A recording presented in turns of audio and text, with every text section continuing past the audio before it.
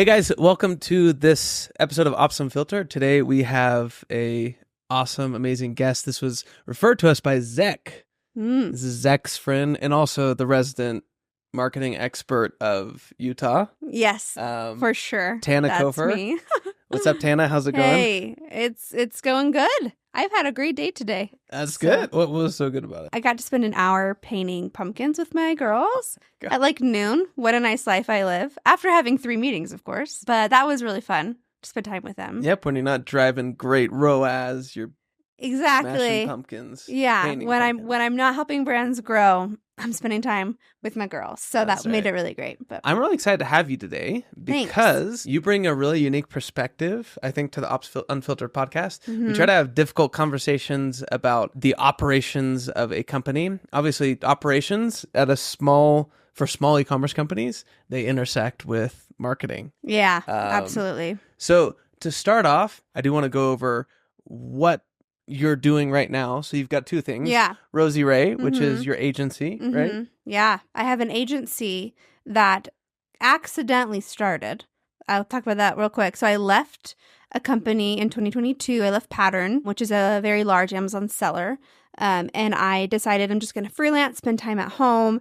I needed to make it official. So I made an LLC, named it after my 2 girls. It's their middle names. That's awesome. Just like to have something like, hey, Rosie Ray, it's their middle names. This is super cute.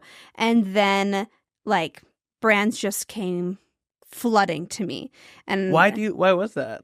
I think a piece of it was the fact that I left. I was the first advertiser marketing hire at Pattern. And so when I left, there were a lot of brands that were like, that's great talent that left. And so a lot of people were like, yeah, this brand referred me because I'm not ready for Pattern. But they said that you are the best freelancer. Oh, that's cool. So think like referrals a little bit. I went on Upwork and made a profile. And it's probably perfect timing. Like the brands that are going to Pattern that aren't quite a good fit, it's like perfect timing for agency to come in. Yeah, exactly. Because at the time, Pattern then got to the point where they were like, we can't take smaller sellers. And I was like, well, I can't take big ones. That would take me way too much time. So it kind of was a natural fit. No partnership is there. If Pattern says no to you, you have to come to me organically. They're not going to refer you. But that was a way for me to get clients. And so when I tell like kind of that story, I'm like, well, within 10 days, literally January 12th of 2023, I had already replaced my income when I left. Okay. Because of the brands that side. Like that's how fast it was. Wow. And then I rethought my business name, but was like, we're just going to go with it. Yeah. It doesn't really make sense, but it's fine. Maybe later we'll rebrand. Pattern was called iServe at first. Yeah. People thought I worked for BYU. So it's fine. We'll go with it. And it's been doing really well and I'm really happy. I should have said entrepreneur in the introduction. Marketing. Yeah. Vigilante. That's okay too. Yeah. And then also Glitter Faced. So Yes. you have your own brand my that own you started brand. and you're scaling. Yes. I launched that brand in February with my friend, Zek, another ex-Pattern employee. And I just saw this demand for more fun way to drink mocktails. And it also spans into cocktails. But we're here in Utah. And so it was just like, wow, what a fun way to like lean into this. It was a trend on TikTok for a little bit last year. And then I went to find it myself and there was not a good option. It was all these baking jars and you would open it and glitter went everywhere. And I was like, this seems like something I can solve. And so I built a brand around it called Glitter Faced. New product launching in 2 weeks in October. Oh, nice. Yeah. So we reiterated, which we'll talk about. A lot of ops problems there I learned from. Oh. And now we're to a point where we feel better about cruising and pushing some marketing dollars. Okay. Well, let's go back a little bit to Pattern for a little bit. So for those who don't know, give like 2 sentences. Who is Pattern? Yeah. Why? I mean, they're massive now. Yes. Pattern is the largest that I know of Amazon seller in the U.S. The largest seller. Essentially what they do is they buy inventory from brands. They sign partnerships, of course. They buy inventory and then resell it on Amazon. They do this to manage the entire ecosystem for them so that the brand doesn't even have to worry. All they have to do is fulfill our POs to us. We'll label, we'll ship, we'll do the marketing, we'll do everything else within our account. And that's what makes a Pattern different than a typical agency like Rosie Ray. I'd go into your account. You'd fulfill inventory. I would just manage things in their Seller Central account. Honestly, by the same token, though, this was, I mean, this was perfect training ground for you to I mean, you got an MBA in e-commerce operations because you're talking like massive brands. Yeah. Like Thorn and I mean, who Pandora. Else? Yeah, what other brands have you helped manage part of their ops and marketing for? Yeah, so because of the fact that I was the first hire and I rose quickly into leadership, ended up managing the entire team of 25 in-house, 30 overseas employees for advertising. Because I ended there, I worked with just about every single brand we had worked with in some capacity. There's a problem, Tana's got to fix it, right? I was always in the weeds. I would say the biggest brands you'll know is Pure Encapsulations, Thorn Research. Those are, the supplement brands that are massive, Olympics, right?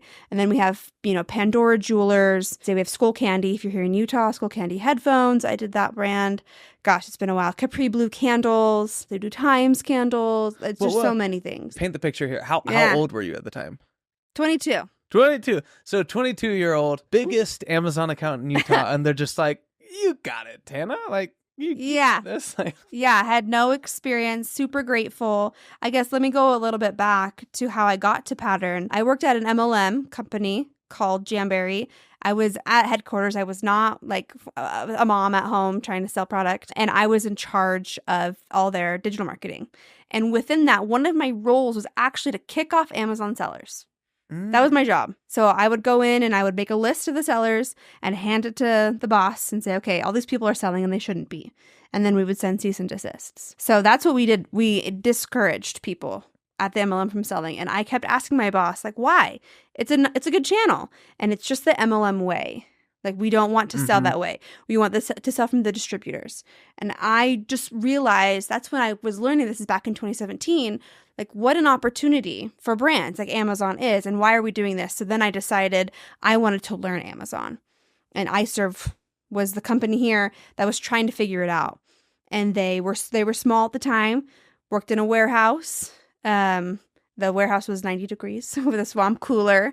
And they were like, Tana, you've had a lot of ad experience. Because I had years of ad experience, just not on Amazon. And so they were like, okay, let's throw Tana in.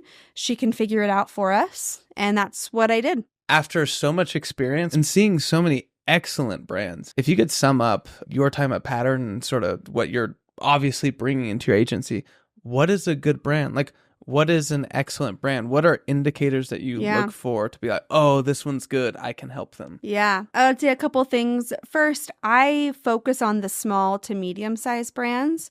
If they are ready for a company like Pattern, I'll be honest and tell them, I just don't have the resources to, and I'm not interested, honestly, in building out the tech needed for those large brands. So I'll let them know, hey, you're in a great spot, but with what I'm trying to build here, like, this isn't going to work for me. But if you're a small to medium-sized brand, I would say things I look for are your category. Is your category growing? Has it historically been growing?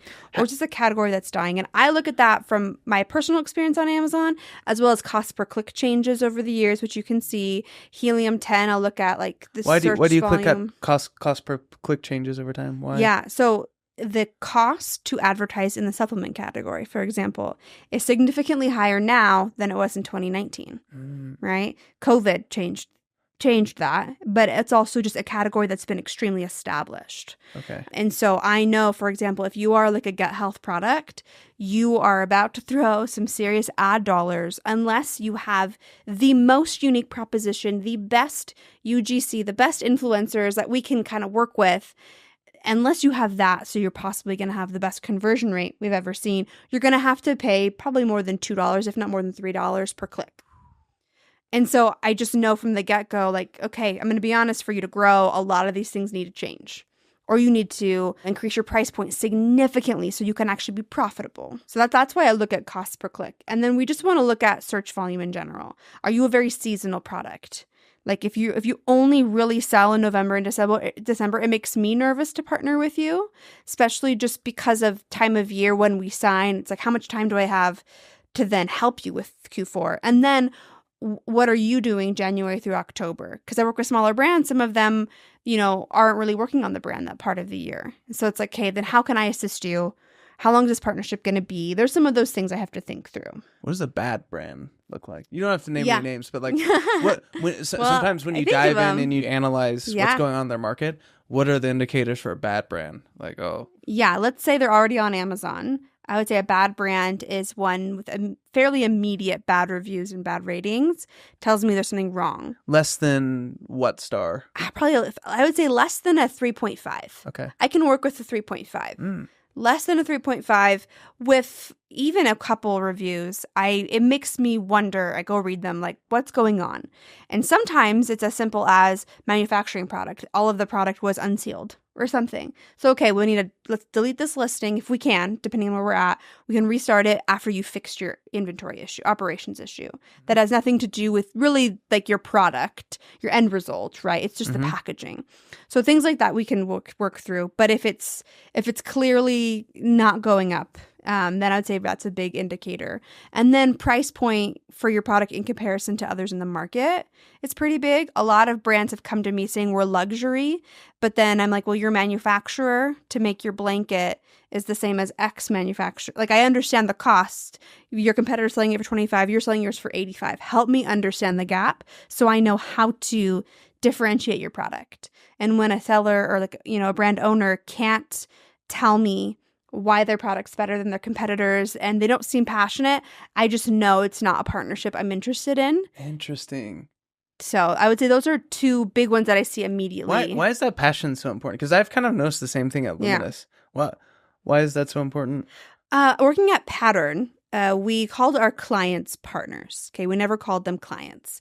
And that was very valuable to learn early in my career, because now I refer to my clients, I will just say partners, because it's just the way that we worked there. Because of that, I took that into my agency and have just really felt like I want to be as passionate as you are. If I am more passionate than you are, there is a disconnect. Okay. And that's what happens pretty quickly with me, is I get very passionate for the brand. I'll buy the product, I'll start using it. And if you don't seem as passionate, it just doesn't feel like we're going to grow. Oh, yeah. I really like that. All right, pivoting a little bit to specific strategies. Okay. So talk about marketing changes over the past 3 or 4 years. You have the changes with Apple, you have COVID. If you had to summarize your learnings in 2024 for brands, okay, how would you summarize that? How is marketing and working with brands in 2024? It's a great question. My focus with brands is mostly Amazon, but I do have clients on other channels as well. And I would say the growth potential in other marketplaces cannot be ignored. And I would say that's one thing I would recommend, is really focus on how you can grow and how you could establish yourself on, Wayfair, on Macy's, like wherever else your product is valuable. I would say this is the time. Omnichannel is huge. And so that's a service that I offer, a lot of agencies offer, is helping you grow omnichannel. And I would say this is the time, because I believe 2025 is the year for that, based from an advertising perspective, based on the amount of money and resources I have seen put into those channels from being at Pattern and working with them for 2 years and seeing how bad Walmart was, and to see how maybe not great it is now, but how much better it is and how many more people are trying to work on it. Mm-hmm. I just really feel omnichannel Fair is another one. Oh, huge. Yeah. Absolutely. And then all the other ad techs that are coming out to try and service these tools, Criteo, Xmars, PackView, they all now have areas specific for Walmart, or Criteo specific to Macy's and Target. These channels are not going away. You can't ignore them. So why not be one of the leaders on them? That's kind of how I view this. Is there ever a reason to not go omnichannel? In my opinion, no. From working with brands, for example, there was one brand, I'm not going to name the name, but at Pattern, that I was constantly trying to get to focus more on Walmart. And they were just like, we're not a Walmart brand. But I'm like, your sales on Walmart are crushing it and you're doing nothing. What if we just spent $100 this week? What? Let's see what could happen. No, absolutely not. And it was just one of those things where I'm like, there's an opportunity here where some people truly only shop Walmart. There are some people who, or more frequently shop Walmart. or Target or Wayfair, like, or any channel. There's a really good stance on this. I follow the CEO, the founder of Dude Wipes. Mm-hmm. If you go to their website, it's not even like a Shopify website. Like, so he has a strong belief in just being omnipresent everywhere. Yes. Like, you just have to be anywhere. Yeah. And they are crushing it. I tend to agree with that too. That's what I think. You just never know. And one thing that's really important is, and I love Amazon. However, my younger sister, 5 years younger, she's of that, more Gen Z generation. Mm-hmm. There's a whole movement to not shop Amazon. And it's getting bigger and bigger. I know that. It's getting bigger and bigger and bigger. And it's just like, I don't know if it's this fight against the man. I'm not really sure if it's a Bezos thing. But like, for example, for Christmas last year, I would send her links of what I wanted. Mm-hmm. And she was like, can you send it to me on a different platform? Wow. And I'm like, I can try. Like, it's just what I do. And it's not just my sister being unique. It's a common thing. So you have to also think about your audience, where they may be shopping, and try and be in as many places as possible. Trends going into 2025. Yeah. Any trends that you're seeing right now that brands should capitalize on? Yeah. I mean, obviously, go omnichannel. I would say a big trend is focusing on the UGC content as opposed to the AI. I would say ignore, but the more studio-looking content, it just doesn't feel as authentic. Yeah. And at one point, there was a view of, but it's so professional, so it seems elegant. Yeah. And I would say now that almost doesn't feel real and authentic. And authenticity matters. It really does matter, especially to the 2024, 2025 consumer. It's very important. And so I would say moving content forward, which is huge, right? Being on TikTok, being everywhere, and making sure your Amazon presence, your Walmart presence reflects that. It seems like there's a big movement happening right now. Like you said, the public is really aligning with more authentic brands. Yes. And instead of, I feel like e-commerce, there was a time in the 2010s and then early 2020s where it was just a Facebook arbitrage. It's like, do ad spend on Facebook, get them to here, they transact, we've got 35% margin, like we're good, just rinse and repeat. Yep. But nobody really built a brand that way. Yeah, I agree. We're kind of seeing the same thing as well. I would say another thing is building community is becoming big. Whether that's, a TikTok community, Instagram, like it's not just building a following now. The terms are building a community. Trying to make sure the right people are buying your product is really big. And just really explaining your message behind everything. So like, for example, Glitter Faced, our goal end of 2024, 2025 is really focusing on why we built the product in the first place, why we decided on glitter, right? And then talking about how we sourced the glitter, why we decided that, and how it's impacted our lives, and just so people can connect and say, wow, Tana's story is very similar to mine. So I want to buy her edible glitter. Not that there's a lot of other options, but but even if maybe another competitor's is cheaper, it's just, I want to be authentic to Tana and support Tana in her journey. And that's huge. So that's why you also see CEOs and founders taking more of a forefront into the content, because people do care about who's behind this. Is this a Chinese brand? Is this somehow AI? Or should we be scared of this? No, this is a real person who designed and built a product that they care about. Yeah, I think more than ever, people are, maybe for the first time in e-commerce, like people would rather go with the authentic brand that has a story and there's a person behind it than the random Chinese brand that's just like sending things direct to Amazon and making money. I want to pivot a little bit to intersection of marketing and ops. Absolutely. Obviously, it's critical that marketing and operations work together. What happens? What are some symptoms for brands listening? Symptoms that come up when marketing and ops aren't aligned. What happens? Yeah. So I'm going to talk specifically about Amazon. Sure. When this happens and we run out of inventory, all the work that you put into your awesome new vitamin D product, for the most part, all goes away. Because from a ranking perspective, you lose it. Like Amazon's not going to serve you if you're not available. And so your ranking drops. And every 24 hours, it gets worse and worse and worse. And so if ops wasn't aware, if there was no communication showcasing, hey, this item's running out of stock, we ran an ad campaign, so we tripled the unit sell through the past couple of days. We need to get on this. If there's no communication, and maybe ops just looks at it every week and just says, hey, it's just really common, right? They just check every Monday, whatever. How do we do over the weekend? Where are we at with stock? If they don't and we run out of stock, they then have to order. And there could be weeks that we lost all of the work that we did. We have to restart. So from an Amazon perspective, it's pretty crucial that we don't run out of stock and that we communicate. What have you done in your different positions to solve that communication problem? What is it, just a Google Sheet or like meeting? I would say it's a problem that I would say even when I left Pattern wasn't fully solved, because there's so many people involved within a brand. And by the time I left, there was a specific inventory manager that was assigned to a brand. Oh, wow. That's how important it was. And I mean, at Pattern, we were dealing with like millions of SKUs, right? And so we were missing things all the time. And so they had specific inventory people in charge. They were even building tools to like give us alerts as advertisers and brand managers, like account managers, giving us alerts. So I would say at Pattern, they worked really hard for that. For my agency, we have a tool that we use and we run it twice a week, probably. Okay. We don't work with super large brands. We'll run it twice a week and just see, are we low? What are we low in? And when I say low, it's less than 10 weeks. I think everyone should be... What tool do you use for Amazon?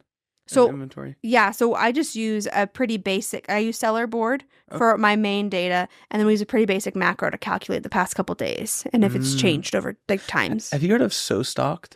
I have not heard of that. You should check it out. So SoStocked, by the way, Luminous is in the inventory management ERP space, but Amazon specific tools. SoStocked is, I look at a bunch of tools. Oh, interesting. SoStocked is really cool. They essentially have a flow for that. I think you'd actually really like it. Huh. She's also the founder of that. She was a female founder. She got acquired by Carbon 6. Awesome product. You should check it out. Yeah, really I should. Cool. That's really cool to know. And luckily, the brands that I have for the most part, I have very few with larger than 100 SKUs. So it's pretty common for us to see, us to know. But basically, if it's less than 10 weeks, I get an alert and it's an immediate, hey, how fast can you get this to me? I know you don't want to have 8 to 10 weeks in Amazon, but I think it's important to know early, especially because sometimes we'll get down to 6 weeks and I'm like, hey, are we coming? Is it coming? And then they said, oh, I just alerted the manufacturer and we're out of that ingredient. It'll take 4 weeks for us to get that ingredient. But if they knew what was happening a couple weeks ago, right, early, they could have alerted the manufacturer, hey, we need this in about 4 weeks. What's the lead time? We're running out of this ingredient. I can only give you 200. Okay, let's order, right? Like there's more information. Yeah, I mean, this is the cost of going out of stock is higher than a lot of people think. You went over a couple different scenarios. But yeah, when you go out of stock on Amazon, you lose your ranking. It's like, so it's not just you're missing out on sales. It's like, no, you got to restart all of that again. Yeah, I think people think it's just sales, like you're almost like it's okay to run out of stock like on your Shopify. And you're right, it would be okay on your Shopify because it's not that big of a deal. You can choose to put the product at the very top of the page later, right? When you come back in stock, we're back in stock. Amazon, they're not going to just serve me number one because we're back in stock. No, I have to re-earn that spot. And the way that Amazon decides it is based on an algorithm of the last 30 days, specifically the last 7. So if I've been out of stock, every day I'm out of stock, my average conversion rate, everything is dropping. And so Amazon looking back the last 30 days, if I've been out of stock 14 days of that, it's going to take me at least 14 days, if not longer, to get back to even close to where I was. Does it make sense? It's interesting. So many brands we've seen, so many founders, sometimes it'll take them years to finally learn the lesson that like, no, you need an operator to be looking at inventory and sort of manage that thing. It's actually very important. It's very important. I only have 5 people on my team right now for the agency, just because the way we've scaled and run things really lean, which has been awesome. However, the thing that I'm looking for, and I constantly am outsourcing and freelancing, with Zach and other people, is essentially, is there a better tool out there? Is there, a better person who can run these reports for me to better understand? Because that's a piece that is so important to these brands. It's the biggest thing I'm constantly talking to brands about is not budget, marketing spend, strategy. Like we talk about that and then it's okay, inventory. What are you going to have in time? Yeah. Right? Especially going into holiday, right? I'm like, okay, well, what are you going to have in time? What do you have in Amazon's warehouse right now? You can't, it's too late to send it. So what do you got? Like you need, all of the operators and the brand owners, what they need to hear to start prioritizing inventory is somebody competent, like a competent voice like you, explaining like this is why it's really important. Like don't ignore it. Don't ignore it for sure. And then continue to look. And one of the things that I would say people focus on is they focus on their top sellers. Mm-hmm. I don't want to say beauty, but the only benefit that I have seen from top sellers going out of stock is that you then have the time and the mind share to focus on all the other items and then realizing I made a really good collection of items. I finally was able to advertise on some of these products. And now I've doubled and tripled. Now I'm in another inventory bind because I didn't realize that. But that's one of the, again, beauties. It's not really a beauty of going out of stock, is it has allowed brands to recognize the value and focusing on their full catalog, which is very important to me at my agency. Is I don't want you to have 1, 2, or 3 products. That makes me scared for you and for me if those are your items. So full catalog growth. If one of your products is not growing, clean that assortment out. It's gone. My personal opinion. There are so many female marketers sitting in an e-commerce company with a founder who's expecting them to work miracles, and they don't prioritize inventory. They don't really give them budget. Yeah. What advice would you give to those marketers? My biggest advice is listen to this podcast. Recommend it to all your friends.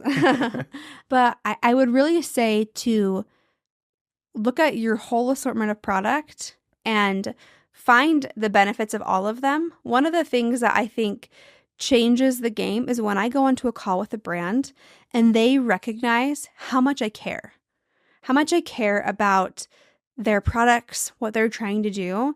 And I care so much that I even looked at items that we haven't even talked about in the past 6 months, but I've been looking and seeing growth. And I come to them with a new plan or new strategy for all of their bottom 20% sellers that I see potential with. And here's why.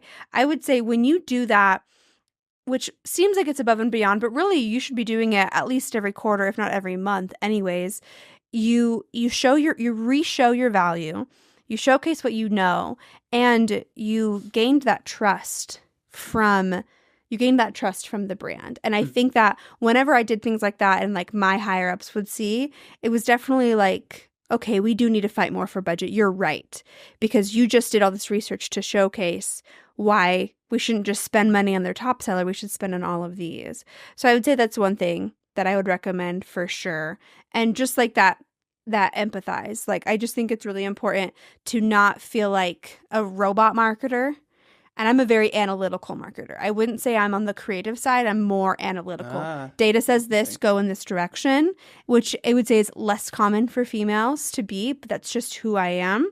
And so when I come on a call and they want to talk creative marketing, I'm like, that's great, but let's first talk about why we decided to redo the creative for here. It's because the data said X. Yeah. So that is why. Just like to make some context around it, Yeah. No, I love it. That's what I would recommend. Having been so close to brands that have had explosive growth. Yeah.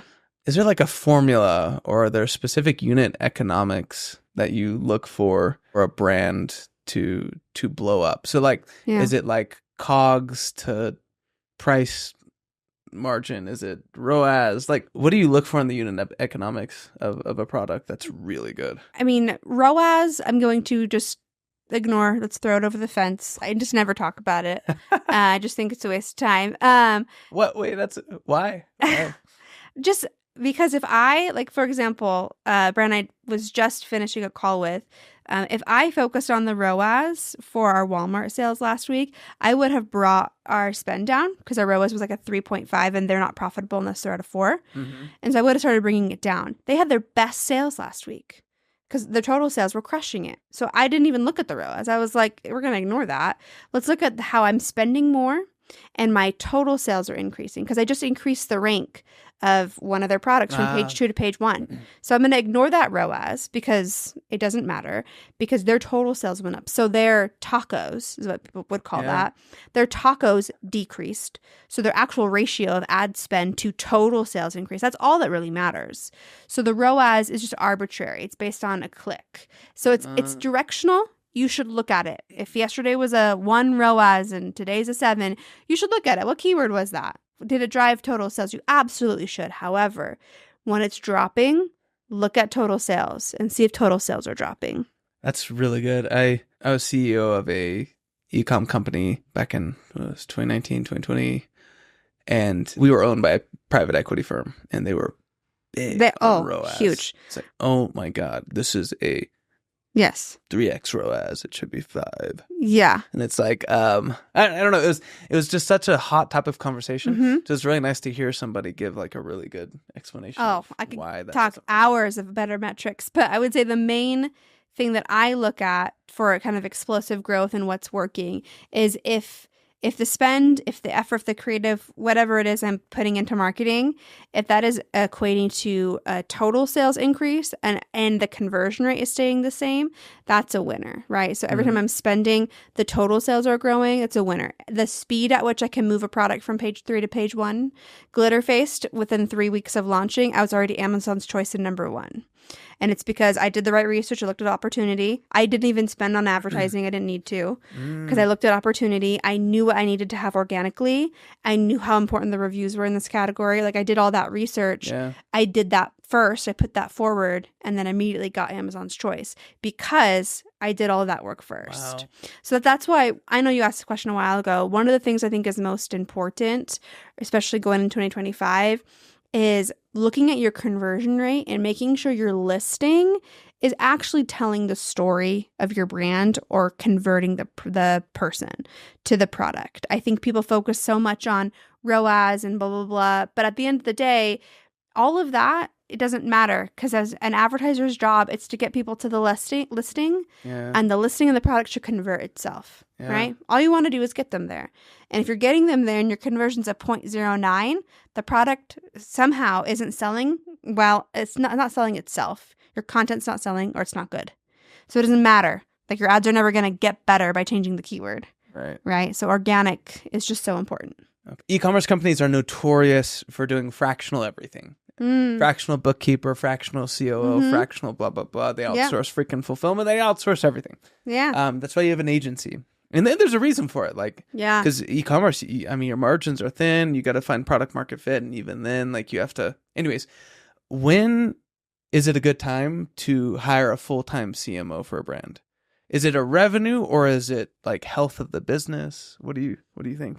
I think there's 2 pieces to it. One of it is how much time is the founder putting into the growth of the business, or are they just on social media all the time just chatting? Like how is their time spent, and is it spent in the best way possible? And if they have plenty of time, then let's keep it going, right? We don't need a full-time CMO, maybe not even a fractional. So that'd be one thing. And then I would say 2, the brand community, like we talked about. How are we brand building? Are we right now just pushing product, or have we dedicated like a strategy for building the brand? That's why you hire a marketer. You don't just hire a marketer to sell product. Say it louder. That. You hire a marketer to actually build a brand. For example, for Glitter Faced, I am a marketer, so I will hire a marketer when I can't fulfill that role for sure. And that will come pretty quickly, I'm sure. I will hire someone else to help me with all those things. But I have decided I will still be one of the faces of the company. My story matters. I have a story. I'm going to share it. And I think it's valuable to both of my companies, especially my brand, my Glitter Faced brand, and why I designed it. So I will always look like I'm the face of marketing, but I will actually not be. A great example of this is the brand Poppy. I don't know if you're familiar with that brand. It's assumed that the woman founder is the CMO. She is not. She's on the board, of course, but she is the face of the company, which is why she's always at the thing. She's in the social media content. That's exactly how it should go. I think that's a great example. We have a customer, Dorai. She's just like that. Kelsey from Dorai. She's the face of the brand. But yeah, people think she's like the marketer, but she's not. She's not. The marketers tell her what to do. They give her the script. She goes, which is exactly how it should be. That's how it should be. It's how it should run. So I would say you need a fractional CMO, or you need to move to a full-time CMO is a question, right? You need to move to a full-time CMO when you need support in building that brand that foundation. And so you need to hire someone. And when the founder no longer has the time to do that themselves. Okay. Awesome. Great answer. Let's play a little game. Let's make this a little bit fun. So we're going to, and this might take us down on different rabbit holes for final conversations, but I'm going to play a little game of over under. So I'm going to say something and I just want you to say whether you think it's overrated or underrated. So I'll say it. You say overrated, underrated, and I'll... Can we start with ROAS? Yeah, exactly. Overrated. Overrated, underrated. Glitter-faced. Underrated. SEO. Underrated. PPC. That's hard. I would say underrated. ROAS. Overrated. Overrated. Tacos. Underrated. FBA. I'm going to say underrated. FBM. I'm going to say underrated because some brands choose not to go on Amazon because they can't do FBA and they just don't even think about FBM. That's why I'm going to say that. Okay. Walmart, SFS, and so self-fulfilled and WFS. Yeah, underrated. Underrated, okay. I'm so omnichannel. I'm going to keep saying underrated. Fair. Underrated, absolutely. 3PLs. I don't have enough knowledge to give the best answer on that, to be honest. Okay. Big ERPs, like NetSuite. I would say overrated. Klaviyo. I think it's overrated. Teikametrics. Overrated. Inventory management. Underrated. A big product catalog. Tons of SKUs. Overrated. Overrated. Being an agency owner. Underrated. It's the best life. Being a brand owner. Underrated. Okay. And being a mom. That's the last one. Underrated. That's the best. That's the only answer. Was anything overrated? Teikametrics, ROAS. ROAS. I'm in the right category, clearly. Yeah. I like what I do.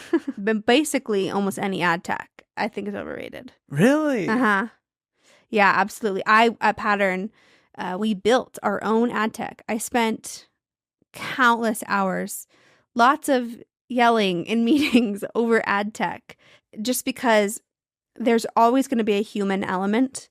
And when you're building ad tech, unfortunately, from what I've seen, so many people want to eliminate the human aspect of ad tech. So they're trying to build it, and I think the completely wrong way.